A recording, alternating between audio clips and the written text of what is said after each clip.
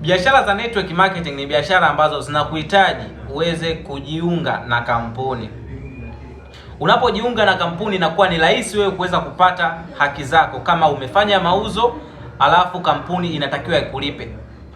Sasa wapo vijana au wapo watu ambao wanaona kutoa gharama kwa ajili ya kuingia kwenye biashara za network marketing ambazo kiuhalisia zinaweza zikaja zikawapa matokeo makubwa hapo baadaye, huwa wanaona ni kwamba wanapoteza pesa zao. Sasa ngoja nikwambie jambo moja. Kama hautaki kujisajili katika kampuni fulani, hivi kampuni itaweza vipi kukutambua kwamba wewe ni mwanachama wake? Hicho ni kitu ambacho unatakiwa kujiuliza wewe mwenyewe. Biashara yoyote ya network marketing usitegemee kwamba unapoingia hakuna pesa kwa ajili ya kufanyiwa registration. No, utakuwa unajidanganya. Anza biashara leo kwa mtaji wa 165 tu ambao kiuhalisia unaweza ukaja ukafanya mambo makubwa sana hapo baadaye.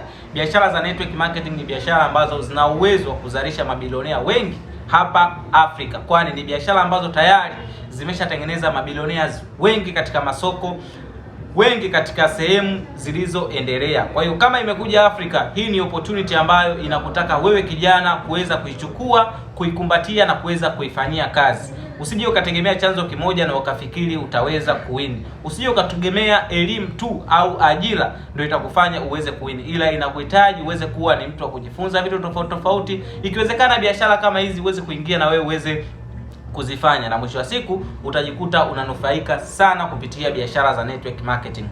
Karibu, mimi nitakufundisha vizuri ni namna gani unaweza ukapita sehemu ambayo watu waliofanikiwa wameweza kupita, na wewe ukawe ni moja ya watu ambao wanaweza wakaja kuwini ndani ya miaka 5, ndani ya miaka 10 baadaye kupitia biashara za network marketing.